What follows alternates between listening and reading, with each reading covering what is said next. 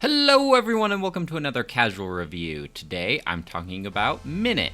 I got this game for free through Epic Games a while back. I'm not sure exactly when, hashtag not an ad.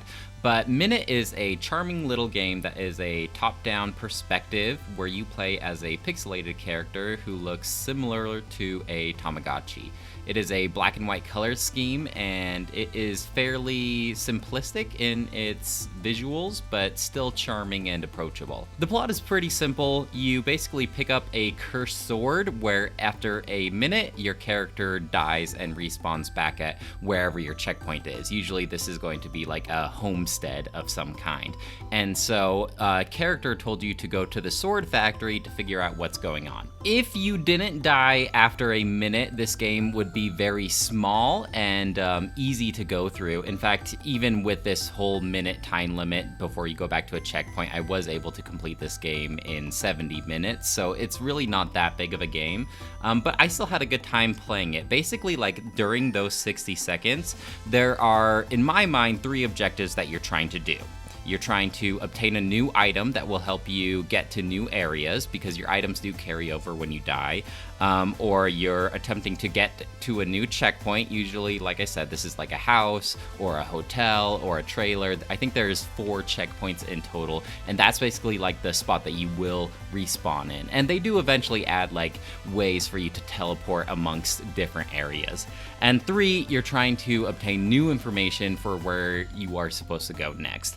I really liked how you got to, like, as you got new items, you got to see how this whole world was interconnected. It kind of was like a Souls game or a Metroidvania where once you unlock the ability to like cut down trees, you find out, oh, okay, so you cut down trees and then it goes back to the starting area where you were before. And so eventually you're like unlocking all these different little passageways to get you to where you want to be quicker because, like I said, you only have a minute of gameplay before you have to start all over. So it was cool like uncovering those checkpoints, those little shortcuts. Now, if you do get one of those objectives, you can manually end your minute if you want. You can like kill yourself and spawn back. So if, like, I feel like if I wasted 20 seconds, that may not sound like a long time, but that's a third of your lifespan.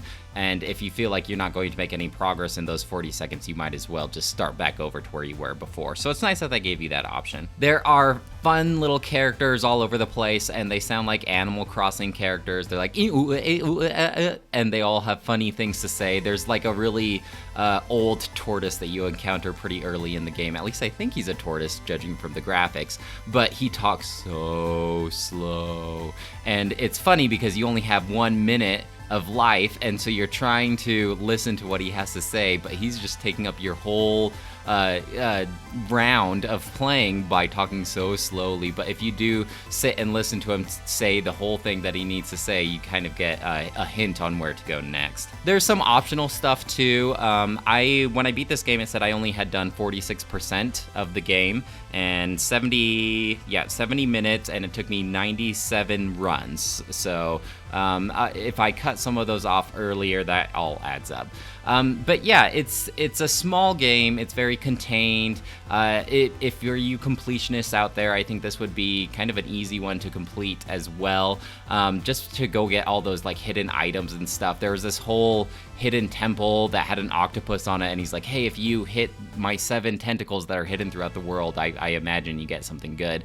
Or there's like you have to collect 7 coins and then you get the running boots, and I'm sure all of that stuff that is extra in the hidden temple has a lot of cool stuff there as well. But I just beat the game, rolled the credits, and wanted to share my thoughts and opinions. The controls are actually very simple and easy. I played on a keyboard, so you just use the arrow keys and then C and V, so I imagine it's just an analog stick and A and B. You could probably play this game on a Game Boy if it was optimized for it. The music was good. I didn't mind the music. However, I felt like the tracks on this game were very limited because I would listen to, I felt like there was only like 3 or 4 different tracks, and they were pretty minimalistic, most of them were at least.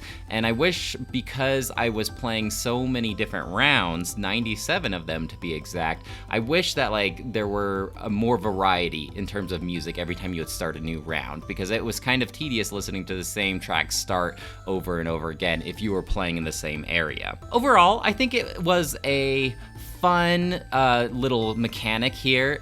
It doesn't sound that exciting when you find out that you only have a minute to play before you die, but it really adds maybe like a level of, you almost focus yourself, you tunnel vision yourself to like one objective, and then as long as you complete that objective in a minute, you feel very accomplished. So it's a game that respects your time, and I felt like I got what I wanted to out of it, and I felt satisfied. I rolled the credits in an hour, so it's not like I'm wasting a ton of time. Now, granted, there were a couple moments where I was stuck on a puzzle or where to go next, and they do have a couple like hints through like ghosts that will tell you where to go, but I admit I did have to look maybe 2 or 3 things up to find out where to go next, because I got a little frustrated after a certain amount of runs of not accomplishing anything. So I had to personally look something up, but other people may feel the satisfaction in discovering that stuff themselves. A charming game.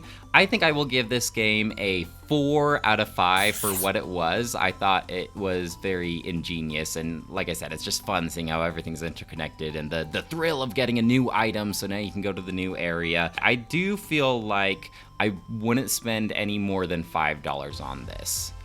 For me personally, maybe not even more than $3, but I'm kind of cheap in that way in terms of games. So I just looked on the Nintendo eShop. That's probably where games are going to be the most expensive usually. It looks like normally this game is $10. I definitely wouldn't spend that amount of money on it, but it's on sale for 75% off right now at the time of this recording for $2.49, and that sounds like a pretty fair price if you ask me. Of course, nothing's better than free, but yeah, having played this, I wouldn't have minded spending $2.49 on it. Well guys, that's it for me. Let me know if you have any questions or comments about Minit, and I'd love to hear what you have to say. That's it for me though. I'll talk to you later. Bye!